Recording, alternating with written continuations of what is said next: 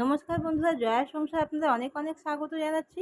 আজকে একটা নতুন রেসিপি নিয়ে আবার হাজির হয়ে গেছি। আজকে আমি ফুলুরি চিংড়ি বানাবো।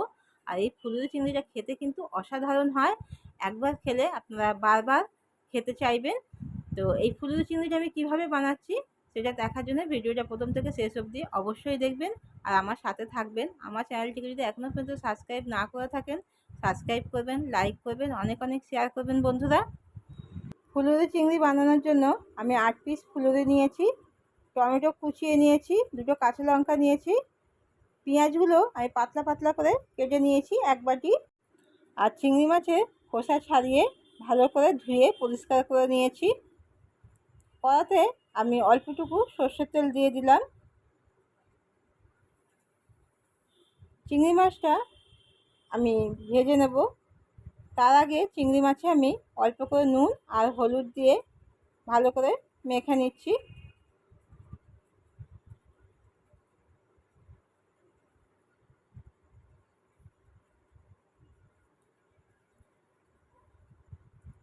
চিংড়ি মাছে নুন হলুদ মাখানো হয়ে গেলে চিংড়ি মাছটা আগে আমি ভেজে নিচ্ছি। চিংড়ি মাছ বেশিক্ষণ ধরে ভাজবেন না, কারণ চিংড়ি মাছ খুব বেশি ভাজা হলে চিংড়ি মাছ কিন্তু একটা রাবারের মতন খেতে লাগবে।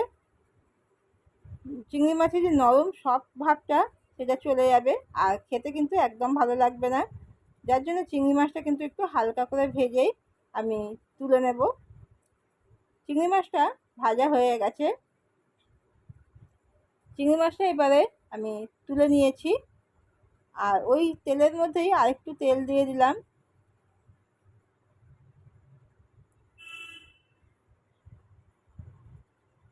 তেলটা একটু গরম করে আমি পেঁয়াজগুলো দিয়ে দিলাম।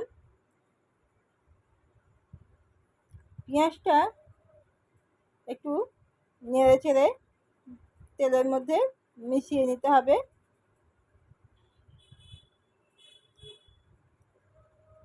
চিংড়ি মাছটা আমি ভেজে তুলে নিয়েছি। এবারে পেঁয়াজের মধ্যে আমি আন্দাজ করে অল্পটুকু নুন দিয়ে দিলাম। এতে করে কিন্তু পেঁয়াজটা খুব সুন্দরভাবে নরম হয়ে যাবে। পেঁয়াজটা একটু লাল করে ভেজে নিতে হবে। এইভাবে ভাজা হয়ে গেলে টমেটো কুচোনো আর কাঁচা লঙ্কা দুটো আমি দিয়ে দিলাম।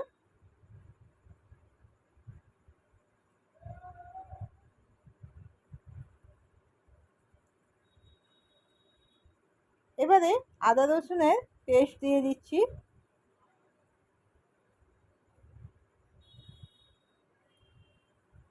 আদা রসুনের পেস্টটা দিয়ে আবার একটু ভালো করে নেড়ে চেড়ে মিশিয়ে নিতে হবে। এবারে আমি 1 চামচ হলুদের গুঁড়ো দিয়ে দিচ্ছি। প্রথমে 1/2 চামচের মতো দিয়েছিলাম, তারপরে আবার 1/2 চামচ দিয়েছি। মোট 1 চামচ হলুদ গুঁড়ো আমি দিয়েছি। 1 চামচ লঙ্কার গুঁড়ো দিলাম।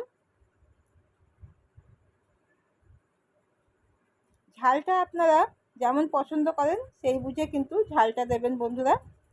জিরের গুঁড়ো দিয়ে দিলাম 1 চামচ। দিয়ে একটু ভালো করে এইভাবে সব কিছু মিশিয়ে নিতে হবে। এবারে সামান্য একটু জল দিয়ে দিচ্ছি, এতে করে মশলাটা খুব সুন্দরভাবে কষানো যাবে।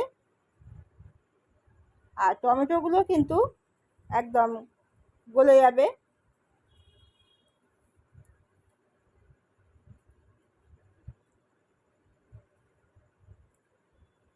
যতক্ষণে মশলাটা আমি কষাচ্ছি ততক্ষণে আমি ফুলুরিগুলো একটু কেটে নিচ্ছি।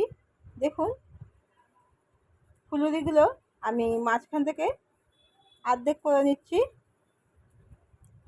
ফুলুরিটা আমি বাড়িতেই বানিয়েছি। আপনারা চাইলে কিন্তু বাইরের দোকান থেকে কিনে এনেও বানাতে পারেন বন্ধুরা।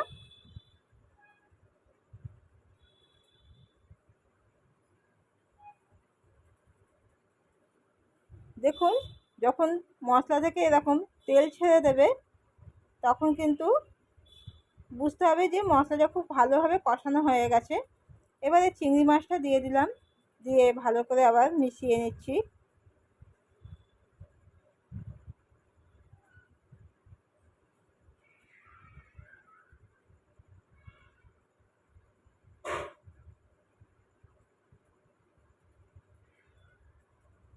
সব কিছু ভালোভাবে মেশানো হয়ে গেলে কিছুটা পরিমাণে জল দিয়ে দিতে হবে। এখানে একটু বেশি জল ব্যবহার করতে হবে, কারণ ফুলুরি দিলেই ফুলুরিতে কিন্তু জল টেনে নেবে। যখন এরকম ফুটে উঠবে ঝোলটা, তখন ফুলুরিগুলো ছেড়ে দিতে হবে। দেখুন, ফুলুরিগুলো এবার আমি ছেড়ে দিলাম। ফুলুরিগুলো ছেড়ে দিয়ে একটু এইভাবে ডুবিয়ে দিতে হবে ঝোলের মধ্যে, যাতে ফুলুরিগুলোর মধ্যে ঝোলটা খুব সুন্দরভাবে ঢুকে যায়। এইভাবে একটু ফুটিয়ে নিয়ে নামিয়ে নিতে হবে, তবে কিন্তু বেশি ফুটাবেন না, তাহলে কিন্তু ফুলুরিগুলো ভেঙে যাওয়ার সম্ভাবনা থাকে। দেখুন, ফুলুরি চিংড়িটা রেডি, আমি কিন্তু নামিয়ে নিয়েছি। আর ফুলুরি চিংড়ি কিন্তু খেতে দারুণ লাগে বন্ধুরা।